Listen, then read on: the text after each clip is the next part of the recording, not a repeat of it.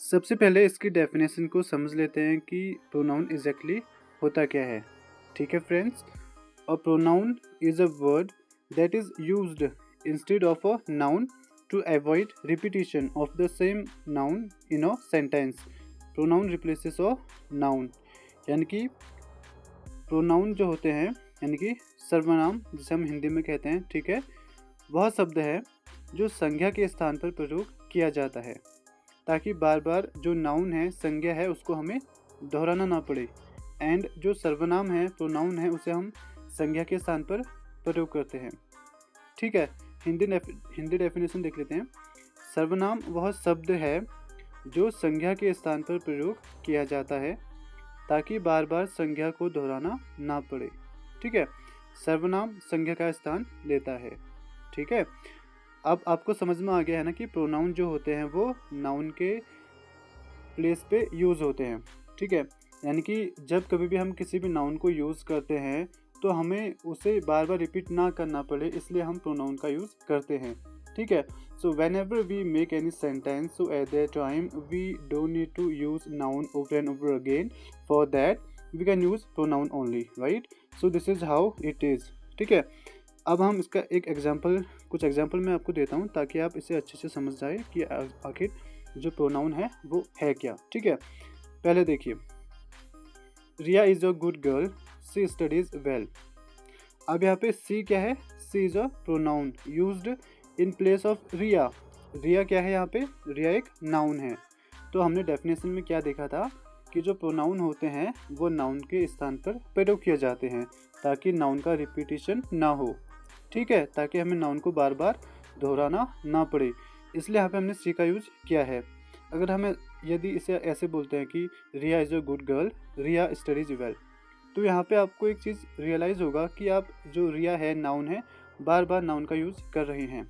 तो इसीलिए for stopping the repetition of noun we always use pronoun. ठीक है, नेक्स्ट एग्जाम्पल देखिए, Ravi said he will come tomorrow. अब यहाँ पे ही क्या है? प्रोनाउन है जो कि रिप्लेस किसे करता है? रवि को। ठीक है, नेक्स्ट देखिए, दे आर प्लेइंग क्रिकेट। दे यहाँ पे क्या है? प्रोनाउन है जो कि रिप्लेस किसको करता है? Names of people. They are playing cricket यानी कि वे क्रिकेट खेल रहे हैं। तो यहाँ पे हम we are not taking specific name of people, right, that how many people are there who are playing. We are just taking a pronoun which is they, and that's how we are indicating it, right, that they are playing cricket. ठीक है, तो इस प्रकार से यहाँ पे हमने इसका जो प्रयोग है प्रोनाउन का वो सीखा। ठीक है, एंड गाइज, आपके जो भी डाउट है प्रोनाउन को लेकर वो आपके सभी क्लियर हो जाएंगे, बस आप वीडियो पे बने रहिए। अब हम देखेंगे टाइप्स ऑफ प्रोनाउंस यानी कि सर्वनाम के प्रकार। ठीक है, वैसे जो मेन टाइप्स होते हैं वो 8 होते हैं। ठीक है, there are 8 main types of pronouns. ठीक है, सबसे पहले होता है पर्सनल प्रोनाउंस, जिसे हम हिंदी में पुरुषवाचक सर्वनाम भी कहते हैं। ठीक है, सबसे पहले हम इसे समझ लेते हैं कि पर्सनल प्रोनाउंस होता क्या है। यूज्ड फॉर पर्सन्स और थिंग्स डायरेक्टली, यानी कि जब कभी भी हम डायरेक्टली कोई भी पर्सन है या थिंग है उनका नाम ना लेकर एक जो प्रोनाउन होता है वो डायरेक्टली इंडिकेट करते हैं, तो वहाँ पे हम बोल सकते हैं कि यह है पर्सनल प्रोनाउंस। ये कौन कौन से होते हैं देखिए, सबसे पहले आपको ये समझना है कि इसमें होता है पर्सन, ठीक है, सिंगुलर, प्लूरल। पर्सन यानी कि जैसे first person, second person, third person. ठीक है, सबसे पहले आप यहाँ पे देखिए फर्स्ट पर्सन, जैसे आई, मी, वी, अस, ये सभी क्या हैं? First person. But we and us ये होते हैं प्लूरल। आई एंड मी क्या हो गया? सिंगुलर। ठीक है, वैसे सेकंड पर्सन देखिए, यू जो है सिंगुलर भी है एंड प्लूरल भी है। You can treat it in any way, I mean if the person is singular then you can use it as a singular. When it comes to plural you can use it in the form of plural also, right?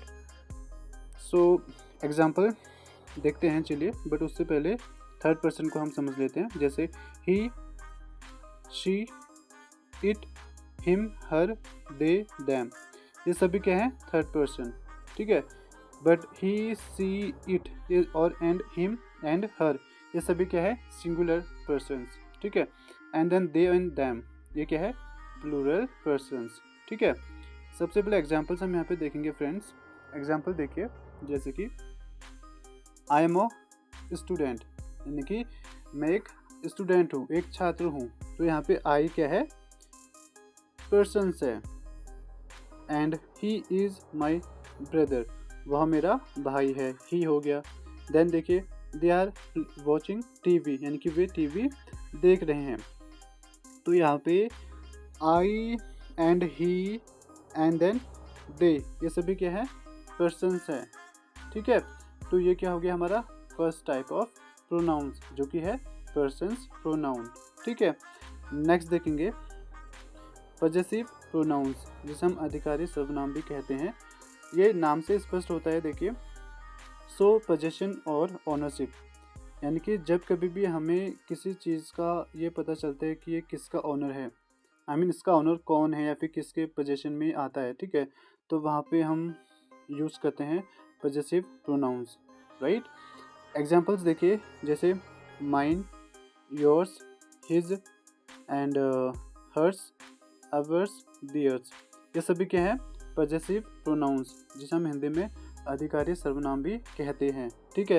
यानी कि ये हमें बताते कि किसका position है या फिर किसका ओनरशिप है, ठीक है। Examples, this book is mine, यह किताब मेरी है। माइन क्या हो गया, possessive pronouns. That car is hers, यानी कि वो जो कार है वो उसकी है, ठीक है। हर्स हम किसके लिए यूज़ करते हैं, सी, यानी कि जो ऑब्जेक्ट होता है सी का वो क्या है, हर, ठीक है। बट यहाँ पे अभी हम क्या कर रहे हैं, पजेसिव में यूज़ करें तो इसलिए हो जाएगा हर्स, ठीक है। नेक्स्ट देखिए, रिफ्लेक्सिव प्रोनाउंस, जिसे हम हिंदी में निजवाचक सर्वनाम भी कहते हैं। एग्जाम्पल देखिए, सबसे पहले इसकी डेफिनेशन को देखेंगे। Used when subject and object are the same person, यानी कि जब कभी भी जो सब्जेक्ट है एंड ऑब्जेक्ट है, ठीक है, वो सेम है, ठीक है। ऑब्जेक्ट क्या होता है एंड सब्जेक्ट क्या होता है, ये मैंने आपको अच्छे से बता रखा है वीडियोस में, ठीक है, जो इनिशियली हमने स्टार्ट किया था। अगर आपने नहीं देखा है तो प्लीज़ आप उन वीडियोस को देखिए प्लेलिस्ट से, then it will be easy for you in order to comprehend. जैसे देखिए, myself, yourself, himself, herself, itself, ourself, yourself, themself, right.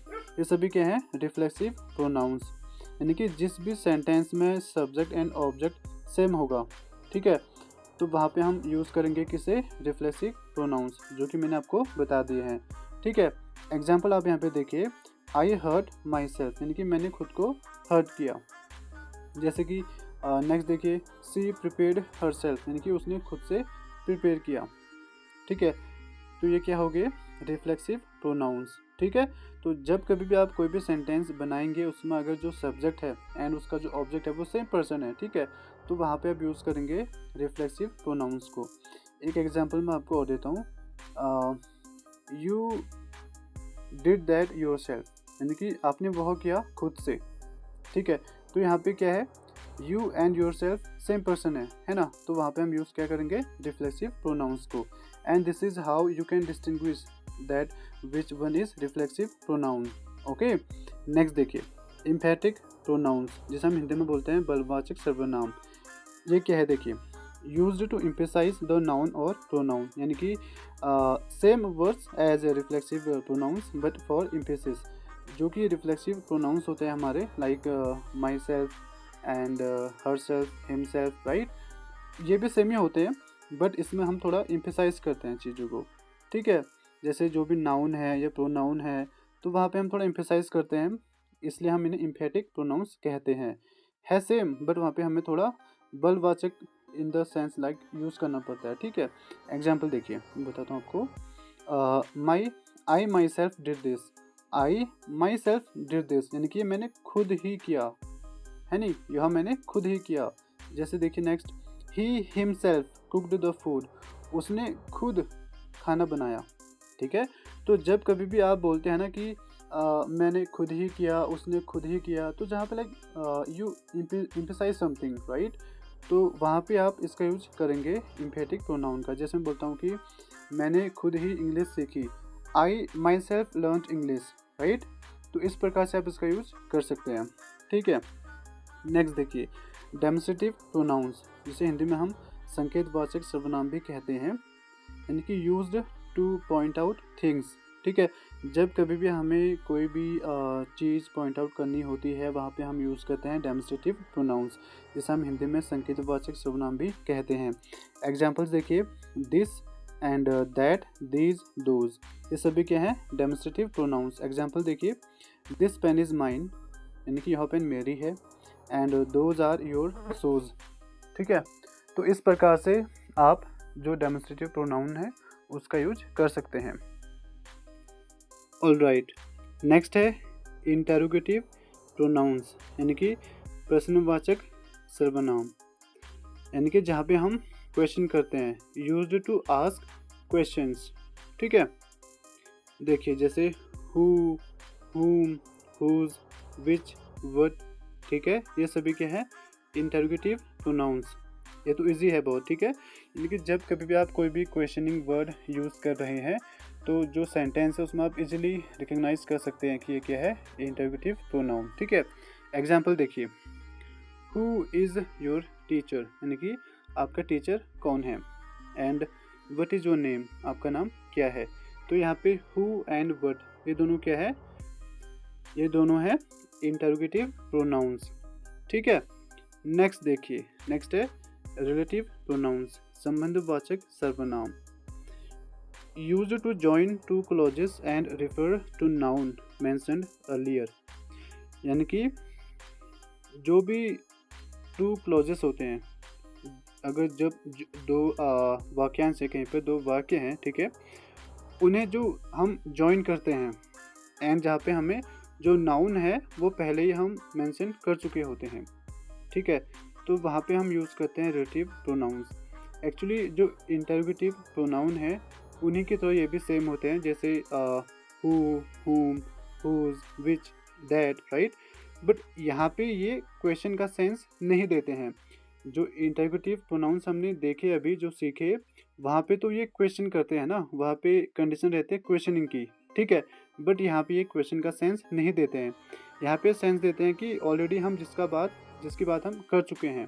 ये यहाँ पे लिखा है ना मैंने, जैसे कि used to join two clauses and refer to a noun mentioned earlier, ठीक है। यानी कि अगर कोई सेंटेंस है, ठीक है, वहाँ पे कोई भी नाउन या प्रोनाउन अगर है तो उसे हम पहले अगर हमने वो मेंशन कर दिया है, ठीक है, देन हम उसे बताते हैं सेंटेंस में, तो उस सेंस में इनका यूज़ होता है, जैसे कि who, whom, whose, which। Example बताता हूँ आपको और भी इजी हो जाएगा। देखिए जैसे कि the boy who is singing is my brother, यानी कि जो लड़का गा रहा है वह मेरा भाई है। तो यहाँ पे देखिए द बॉय, यहाँ पे किसकी बात हो रही है, एक लड़के की बात हो रही है। हु इज़ सिंगिंग, यानी कि जो गा रहा है, इज़ माई ब्रदर, मेरा भाई है। तो यहाँ पे बॉय एक क्या हो गया, नाउन है, ठीक है, ये पहले ही हमने मेंशन कर दिया है यहाँ पे, ठीक है। तो हम जो हमने पहले मेंशन कर दिया हम उसके बारे में बता रहे हैं कि जो लड़का है वह गा रहा है, ठीक है, वो मेरा भाई है। ऐसे देखिए next example, this is the book that I bought, यानी कि यह वह किताब है जो मैंने खरीदी, ठीक है। तो यहाँ पे दैट क्या है, एक प्रोनाउन है, कौन सा है, रिलेटिव प्रोनाउंस है, ठीक है।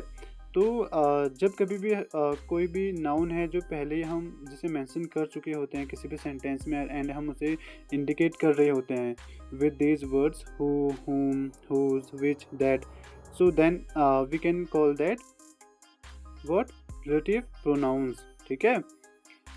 एक एग्जांपल और देता हूँ मैं आपको, जैसे मैं बोलता हूँ कि that is the girl whom I met yesterday, that is the girl whom I met yesterday, यानी कि वो वह लड़की है जिसे मैं कल मिला, ठीक है। तो यहाँ पे हम इस प्रकार से इसका यूज करते हैं रिलेटिव प्रोनाउंस का, ठीक है।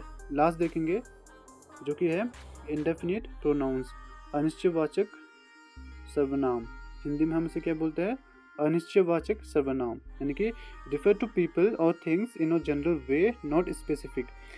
इट मीन्स जब कभी भी हम किसी भी व्यक्ति या कोई भी चीज़ को हम इंडिकेट कर रहे होते हैं किसी भी बात के लिए, तो वहाँ पे हम जनरली बोल रहे होते हैं बट कोई स्पेसिफिक रूप में हम नहीं बताते, तब हम किसका यूज़ करते हैं, इंडेफिनिट प्रोनाउंस। वो कौन कौन से होते हैं देखिए, जैसे मैं आपको बताता हूँ। Someone, anyone, everyone, nobody, nothing, each, few, many, all, some, ये सभी क्या हैं? Indefinite pronounce. कुछ एग्जांपल्स देखते हैं। एग्जांपल देखिए, someone is knocking at the door, यानी कि कोई दरवाजे पर नॉक कर रहा है। Someone is knocking at the door. अब यहाँ पे देखिए हमने यूज़ कर रखा है समवन, ठीक है। हमें पता नहीं है कि कौन है, हम स्पेसिफिक रूप से किसी का नाम नहीं बता रहे हैं। And we are not telling that which person is it, right. So we are not telling specially, right. That's why we are using someone which is called indefinite pronouns. Then देखिए, एवरीवन वॉज हैप्पी, यानी कि सभी खुश थे, ठीक है। तो यहाँ पे जो इंडेफिनिट प्रोनाउंस होता है वहाँ पे हमें पता नहीं होता है स्पेशली एंड स्पेसिफिक दैट कि कौन सा पर्सन है, कौन सी चीज़ है, ठीक है। हम उसे जनरली बता देते हैं, तो इसे हम बोलते हैं indefinite pronouns. So guys, this is educate for today, and thank you so much for watching this video. And यदि आप इस वीडियो पे नए हैं, एंड यदि आप अपनी जो इंग्लिश ग्रामर है, एंड यदि आप इंग्लिश सीखना चाहते हैं, तो आप इस चैनल को प्लीज़ सब्सक्राइब कीजिएगा, शेयर कीजिएगा एंड लाइक कीजिएगा। Thank you. मिलते हैं एक नई वीडियो में एक नए टॉपिक के साथ।